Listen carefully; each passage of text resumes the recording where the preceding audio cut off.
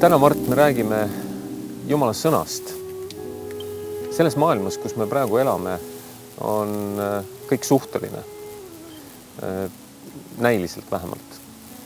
Ja nüüd, kui me oleme selles ajas, kus igalühel on oma tõde, siis ometi on olemas üks unikaalne tõde, üks ainus tõde, võiks ütelda.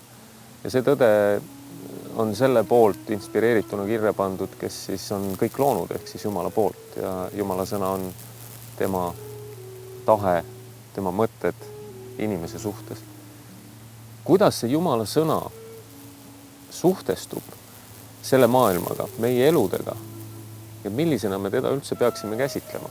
Kuna Jumala sõna on looja sõna, siis ta määratleb kogu loodut. Ja võib-olla ta on kõige adekvaatsem postulaat või ankur üleüldse nii selle reaalsuse mõistmiseks, kus me elame, kui selles reaalsuses liikumiseks. Ja tema sõnad ei ole sugugi mitte alati niisugused, nagu me oleme arvanud. Sest meie loogika on üks ja tema loogika on täiesti teistsugune. Nii et selle tõttu tema sõnad on meile teinekord nagu mõistmatud või näivad olevad ebatõesed. Me silmad näevad ja kõrvad kuulevad ja meie elukogemus ütleb, et nii ju ei ole. Aga ometigi, kui asja nagu sügavamalt uurida, siis tuleb välja siiski, et niimoodi on. Ja ma ei pea siin silmas niisugust tegelikkuse eitamist või midagi niisugust, et mängime, et tegelikult rohi ei ole roheline. Et mitte mingisugust lapsikut lähenemist. Aga ma jaotaksin sõna nagu mitmesse kategooriasse. Esiteks, loomulikult seda sõna on oluline tunda. Inimene, kes tunneb Jumala sõna, on varustatud, ta on relvastatud, ta on nagu, ütleme, juhitud, tal on kaart olemas, tal on pidepunktid. Tänane maailm on selgelt Jumala vastane, mässav maailm ja selle tõttu ei ole ime, et kõik Jumala poolt antud postulaadid on tänases maailmas ründe all, kahtluse all, eituse all ja naeruvääristatud. Ometigi, me võime naeruvääristada ka korrutustabelit, aga see ei muuda tema kehtivust, mitte mingil määral. Sama on nagu Jumala sõnaga. Ja see tähendab seda, et lõppkokkuvõttes see reaalsuse painutus või näivus, mida me inimestena omaenda juttu suureks puhudes ja ise uskuma hakates oleme loonud, see on ajutine. Ja loodus käib ikka nende samade reeglite järgi ja maailma tegelikkus toimub ikkagi nende sõnade järgi. Lõppkokkuvõttes tuleb ikka välja, et Jumalal oli õigus. Ja täpselt nii on, nagu tema ütles ja nii jääb ka, nagu tema ütles. Et selles mõttes me tänases maailmas, kui me vaatleme Jumala sõna ja tahame seda endale vundamendiks võtta või selle järgi elada, siis meil paratamatult tuleb ujuda vastuvoolu. Et see ei ole mingisugune vagaduse teesklemine või pühaduse mängimine või midagi nii. See on midagi väga reaalset, mis oluliselt muudab seda, kes me oleme. Piibel ütleb meile niisuguse asja, et Jumala sõna on täisväge. See ei ole lihtsalt informatsioon, see ei ole lihtsalt postulaat, vaid ta on täisväge ja ta on võimeline muutma ja väeliseks tegema ka seda, kes seda sõna usub, seda inimest vormima, teda väestama nii-öelda, teda kaitsma. Ta on kilp, ta on kaitseriist, ta on vundament, ta on juriidiline akt. Jumala sõna on ühtlasi ka isik, keda me tunneme Kristuse Jeesusena. Nii et ta on niivõrd palju asju, et kui me räägime sõnast, siis me räägime tegelikult tervest maailmast. See on nagu selgroog, mis on hoidmas keha püsti, ükskõik kelle või mille keha. Nii et kui me seda sõna tunneme, siis ma ütleks, et väga palju asju muutub meile arusaadavaks. Kui me teda ei tunne ja ei järgi, siis me kobame pimedas. Me võime taibata mõningaid nagu pealispindseid mehhanisme, aga asjade sügavam sisu jääb meile nagu kättesaamatuks. No sageli on nii, et on inimesi, kes on lugenud piibli kaanest kaaneni läbi, kas üks või mitu korda. Ja nad ütlevad, et ma ei saa sellest aru või siis, et ma saan aru, mis seal kirjas on, aga kuidas see selle igapäevase eluga suhtestub. Mis on see võti, mis selle sõna lahti teeb? Me teame, et see võti on olemas. Aga mis on see võti? See võti on esiteks jällegi koosneb mitmest asjast, nagu kõik keerulised probleemid koosnevad väikestest osadest ja samuti ka vastused koosnevad väikestest osadest. Jumala sõna ise ütleb, et ta on kodeeritud tekst paljudes osades, mitmeski küsimuses ja et see on nagu kaetud või šifreeritud. Ja šifri annab inimesele see, kui ta alistub Jumalale. Kui ta otsustab, et ta lõpetab mässamise ja ta lõpetab oma jonni ajamise ja ta alistub Jumala ja ta palub südamest, et Jumal puhastaks teda, peseks teda, lepitaks teda. Ja ta otsustab nagu alistuda sellele samale sõnale.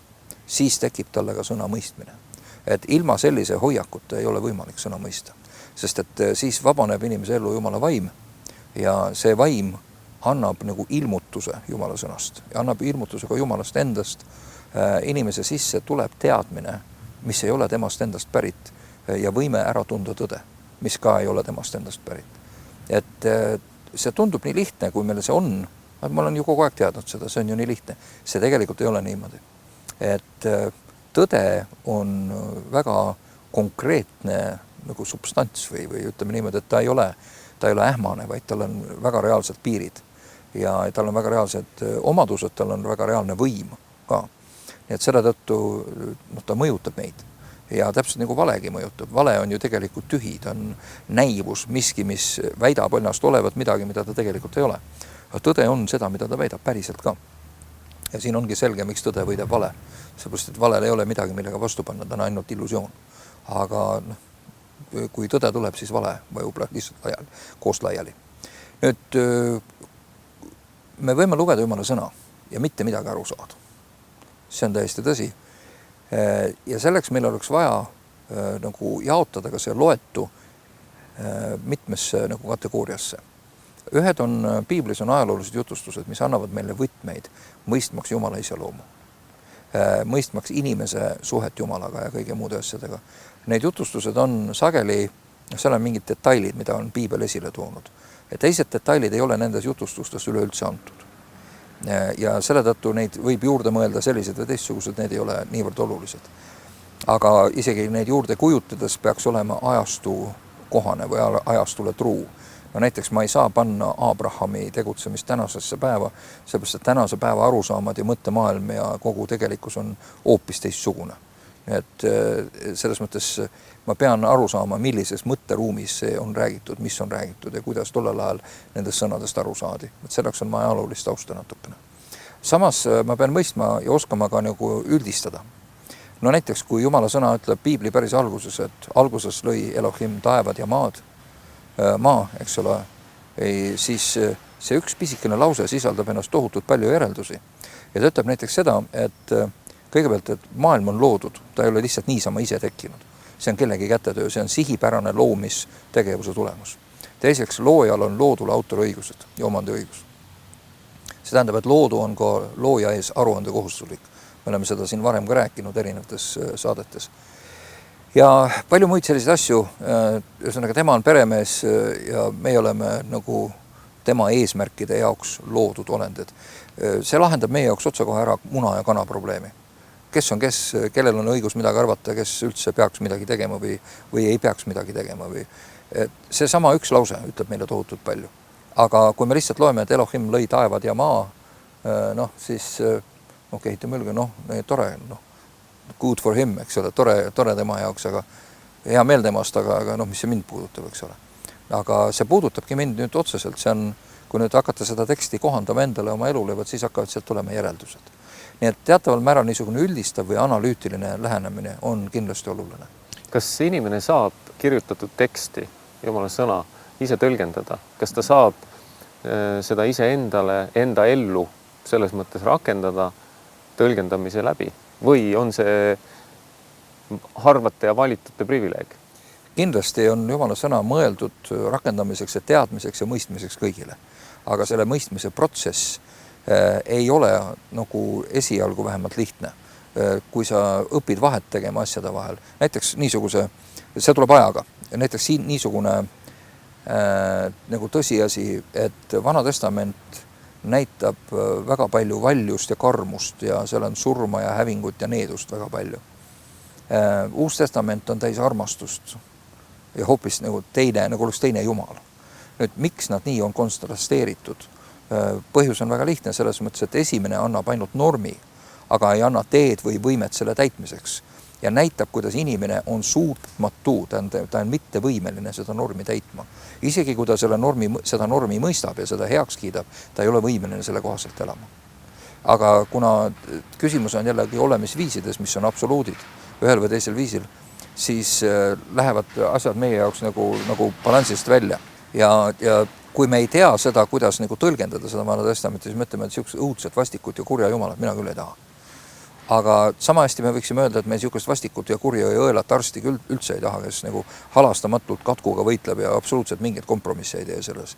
Ühtegi pisikut ei jäta alles ja kuskil ei talu, et igavene õudne vastik inimene selline. Et vaatame konteksti, siis me hakkame aru saama, miks ja mille suhtes see karmus on. Ja võtta, seda ei oska inimene, kes ei tunne asja üldse, ta ei oska seda teha. Ja sellepärast on mingisugunegi nagu taustateadmine vajalik.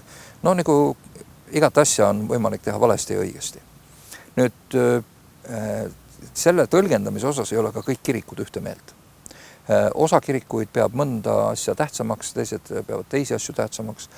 Meie siin räägime neid asju, mis on nagu üldiselt arusaadavad, mis on nagu mitte niivõrd konfessiooni kohased või kiriku kohased. Need peaksid olema olulised ja tähtsad postulaadid nagu kõigile. Aga kirikud koosnevad samuti inimestest ja inimestel on teatavasti omapärasid ja kiikse. Aga lähme veelgi sinna juurde ja võib-olla lahkame seda Jumala sõna mõistmise protsessi veel. Piibel koosneb mitmetest asjadest, ta on siis selle õpetussõna, mis on konkreetsed juhised. Siis on olemas mingisugused piiblilõigud erinevates raamatutes, mis on nagu alus või sammaste tähenduses, mis on nagu ühed postulaadid, millele rajanab terve meie Jumala mõistmine ja terve maailma mõistmine, terve Jumala sõna käsitlus. Need on nagu teatud konkreetsed lõigud ja need ei ole mitte ainult ühtede inimeste poolt välja valitud, vaid neid tunnustatakse universaalsetena. Ja selles mõttes siis on olemas nii-öelda seletavad osad, nende nii-öelda ümber seonduv tekst, mis seletab neid lahti ja seostab teiste samasuguste sammastega. Ja siis on olemas ajalugu, siis on olemas igasugused muud kirjeldused, et ühesõnaga seda kõike on väga palju.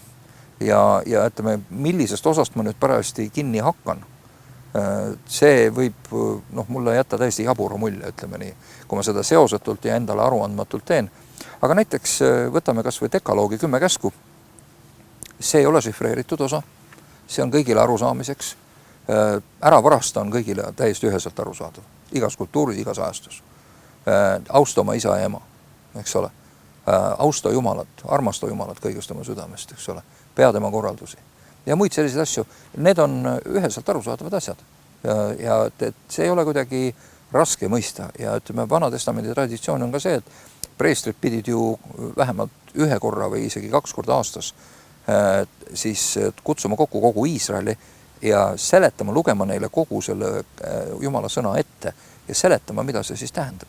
Et sa võisid rahva hulgast käe püssi ajada ja küsida, et ei, slusse, kuule, et mul see asi, kuule, et ma ei saanud sellest asjast aru. Eks ole, mis see tähendab, mis see sellega mõtleb. Ja siis ta seletas sulle, mis see mõtleb siis, mida ta siis silmas pidas. Ja see on oluline, sellepärast on oluline nagu õpetajad, pastorid, preestrid, on vaimulikud koolid olemas ja igasugused muud. Aga siin jällegi on, see on nagu keeruline, tõde on suhteliselt keeruline. Ja ta on ühtesi lihtne ja ta on igal pool, vaatab sulle vastu. Samas teda võib nii ära peita või nii müstiliseks ajada, et keegi nagu peaaegu ei saagi enam aru, milles asi on. Ja selle tõttu on mõned võtmed selle tõe mõistmisel. Need on normaalsus, inimlikkus, lihtsus, halastus, õigsus, aga ühtlasi ka absoluutsus.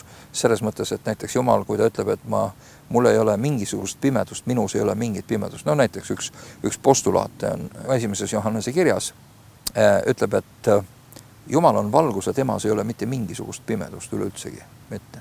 See tähendab, et temaga ei saa seostada midagi, mis on alatu, midagi, mis on niimoodi kuidagi ära kasutav, mis on kuidagi kõver, mis on mingi peidetud, varjatud eesmärgid või mingid sellised asjad, et temas ei ole selliseid asju. Või kui Piibel ütleb, et Jumal on armastus, siis ta on seda kõige sügavamas, laiemas ja õigemas tähenduses. Et kui ta ütleb, et näiteks Jumal igatseb meiega kontaktis olla, meiega osaduses olla, siis see on sõnasõnaliselt täpselt nii ongi. Ja muid selliseid asju. Ja kui on nüüd allegooriaga tegemist piiblis, siis on piiblis see ka tavaliselt ära nagu tähistatud. No me räägime sellest, et kuidas Jumala sõna suhtestub inimese igapäevaeluga. Nüüd ma tean inimesi ja olen kuulnud, kuidas öeldakse, et ma olen lugenud piibli läbi 1, 2 või mitu korda. Ja ma tean, mis seal on kirjas. See on ju tore teadmine ja kasulik teadmine kindlasti. Aga nüüd jällegi, kui me läheme tagasi selle meie elu ja siis Jumala sõna suhte peale, et kuidas need kokkupuutepunktid on või kus kohas nad on? Meie elu saab hakata Jumala sõnaga seostuma siis, kui me õpime, kui me kuuleme sõna, kui keegi räägib või toob meile selle sõna elaval kujul.